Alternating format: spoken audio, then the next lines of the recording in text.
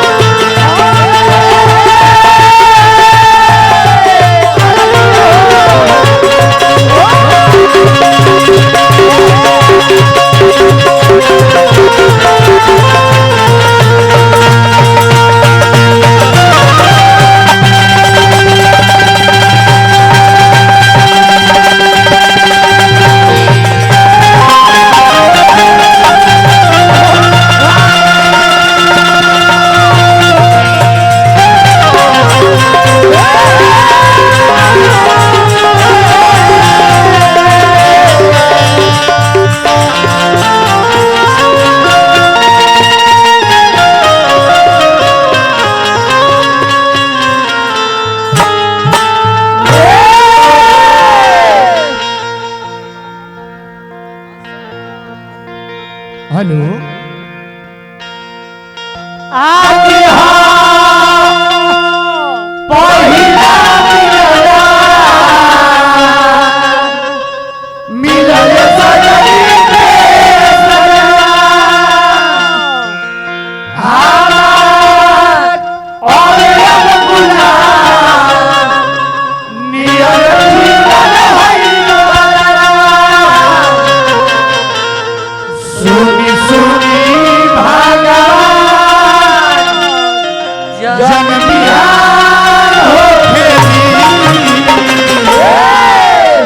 आज राजा जी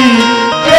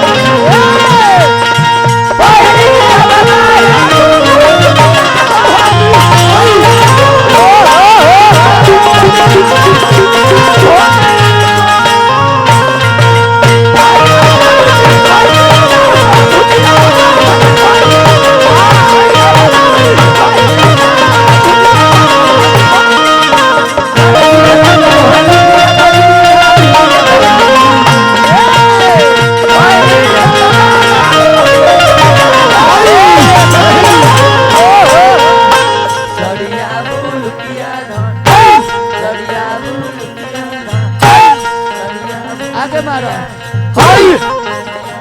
पीछे मारो जा जाओ शूट कर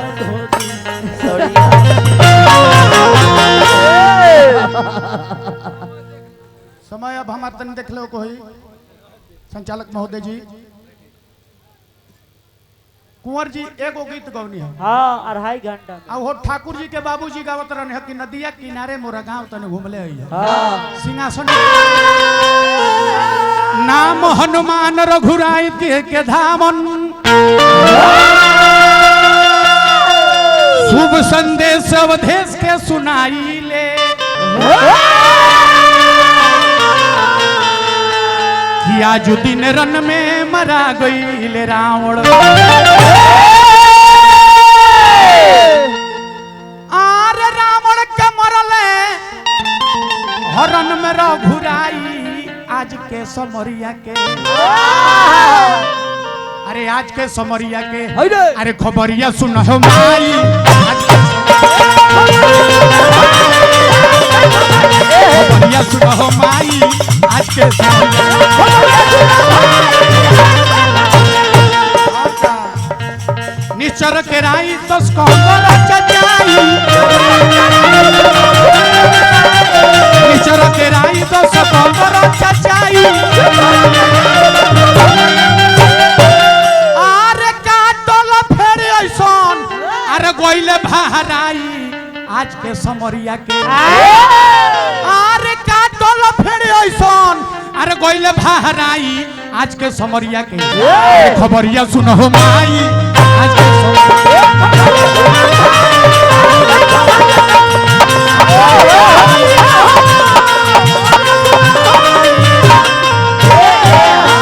बबुआ ओकर 10 शीशावा खटाइल पूजा बिसावा ओकर 10 गो शीश कटा गइल 20 गो भुजा कटा गइल ओकर 10 शीशावा अरे कटाइल भुजा बिसावा अपन समेत कोइला स्कूल के सफाई आज के समरिया के अरे अपन समेत कोइलास अरे कुल के सफाई आज के समरिया के खबरिया सुनो माई आज के समरिया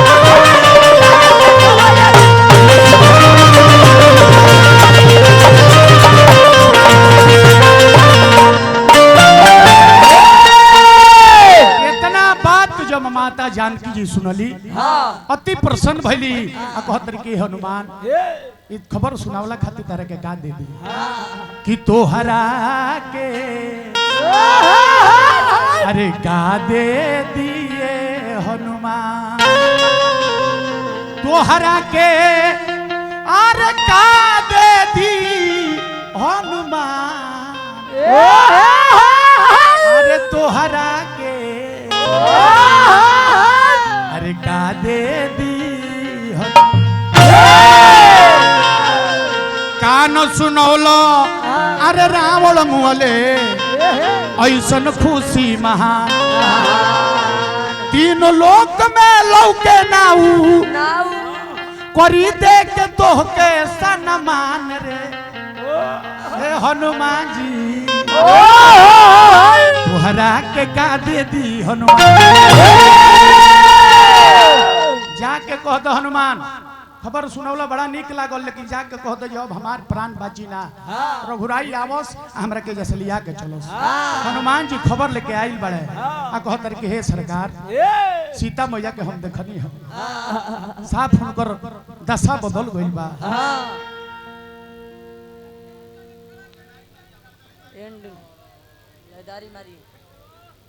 18/10/2024 बड़का गांव चश्मा का भइल रामाशंकर सिंह और सुदर्शन यादव जी के जोरदार मुकाबला बा और सब एक जना मगध सम्राट के बड़े एक जना आरा के रामाशंकर भाई बिनगावा के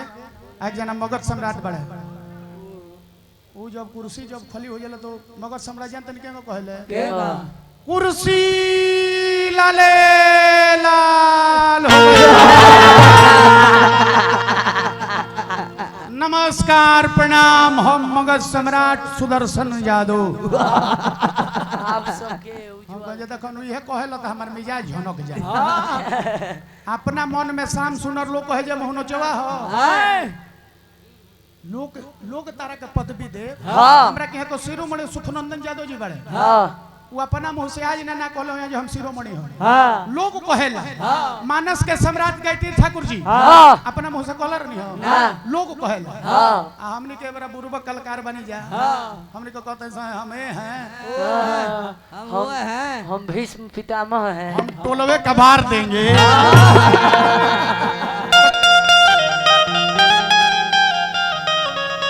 उहे राम जी गइल बनी लिया के आइल बनी समाचार भइल बा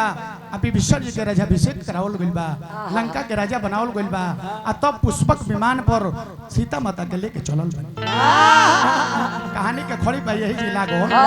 तनी एगो नया लय सुना देतनी मारी एगो लय तो एगो मेहरारू मर्द के बात हो